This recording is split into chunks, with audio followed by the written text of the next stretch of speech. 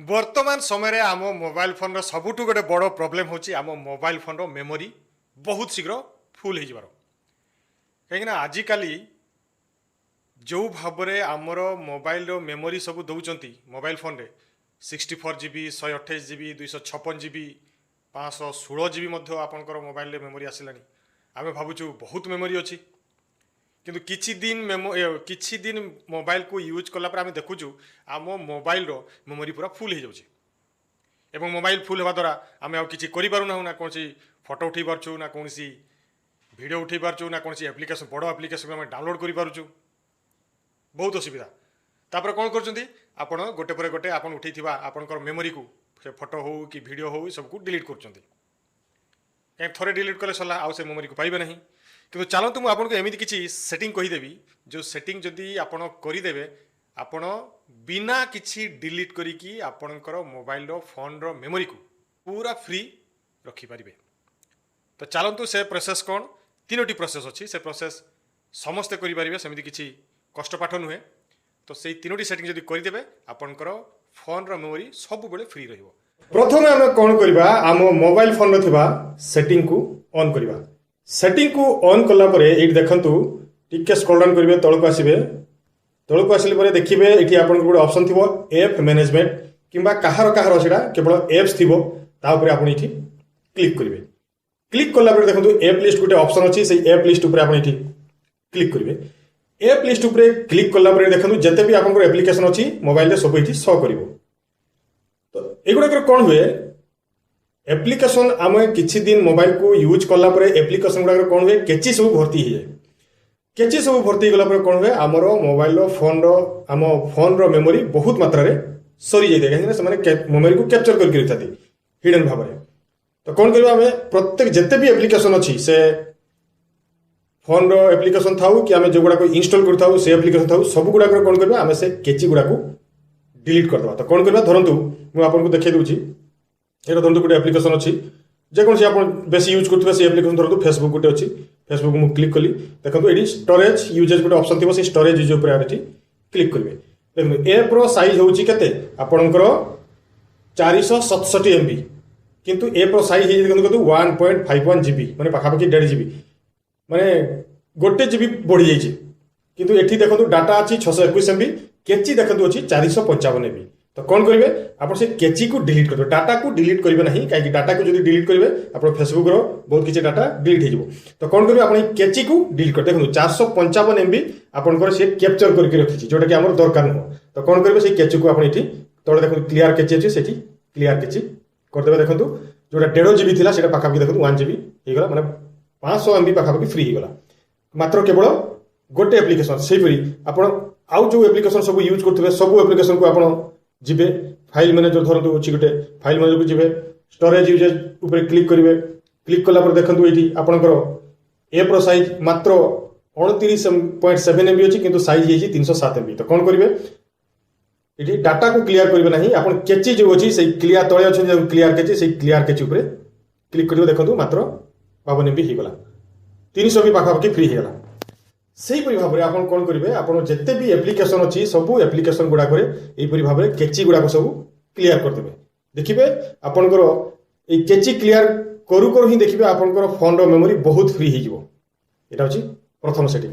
ତାପରେ କ'ଣ କରିବା, ପ୍ଲେ ଷ୍ଟୋର ଆପ୍ଲିକେସନ୍କୁ ଅନ୍ କରିବା। ପ୍ଲେ ଷ୍ଟୋର ଆପ୍ଲିକେସନ୍କୁ ଅନ୍ କରିବା। ଅନ୍ କଲା ପରେ ଦେଖନ୍ତୁ ଏଇଠି ଆମର ପ୍ରୋଫାଇଲ୍ ଯେଉଁ ଅଛି ସେଇ ପ୍ରୋଫାଇଲ୍ ଉପରେ କ୍ଲିକ୍ କରିବା।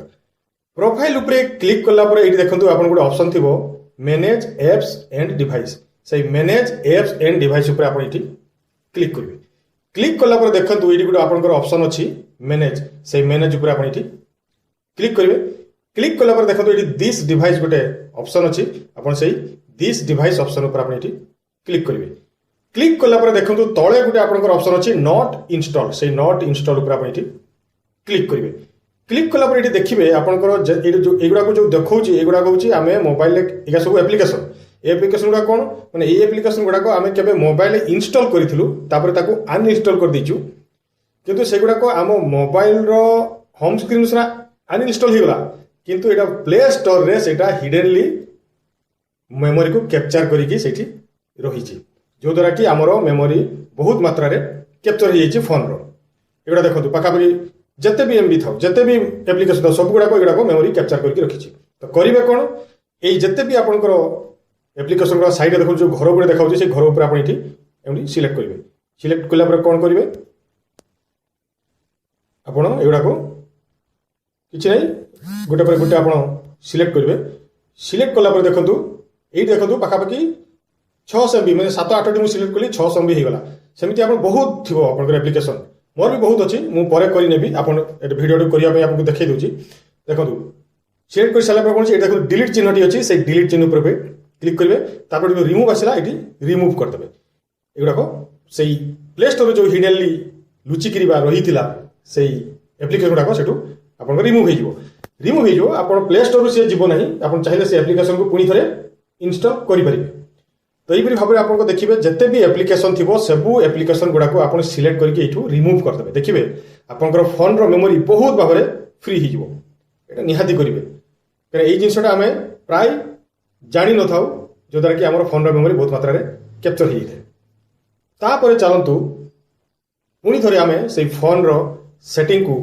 ऑन करवा फोन सेटिंग को ऑन कला टिके स्क्रॉल डाउन करके तलक आसवा एडिशनल सेटिंग उपर क्लिक करवा एडिशनल सेटिंग उपर क्लिक कला डेभलपर ऑप्शन गोटे थी से डेभलपर ऑप्शन पर क्लिक करेंगे किंतु प्रथमे प्रथमे आपको मुझे कहीदे किसी मोबाइल में डेभलपर ऑप्शन एक्टिव ही न था तो ताकू प्रथमे एक्टिव करेंगे केमती जदि आपणकर एमआई फोन कि रेडमी फोन थी तो कौन करेंगे बिल्ड नंबर उपर आप क्लिक करेंगे बिल्ड अबाउट फोन को जाकरी बिल्ड नंबर उपर क्लिक करेंगे बिल्ड नंबर उपर क्लिक कला एमआई यूआई भाषण गोटे थी 7 थर क्लिक कले से एक्टिव हो जदि अलग कंपानी थी एमआई आउ रेडमी फोन छड़ा आप कौन करेंगे से अबाउट फोन को जी मुझे देखी दूसरी आप कौन करेंगे तो अबाउट फोन को जी अबाउट फोन को गलापर आप देखिए ये भाषण गोटे अच्छी से भाषण उपर क्लिक करेंगे क्लिक कला देखो ये गोटे बिल्ड नंबर अच्छी से बिल्ड नंबर उपर आप 7 थर क्लिक करदे 7 थर क्लिक करदे सेटा आपंकर डेभलपर ऑप्शन टी एक्टिव हो कौन करेंगे से आपंकर फोन जो थी डेभलपर ऑप्शन ताकू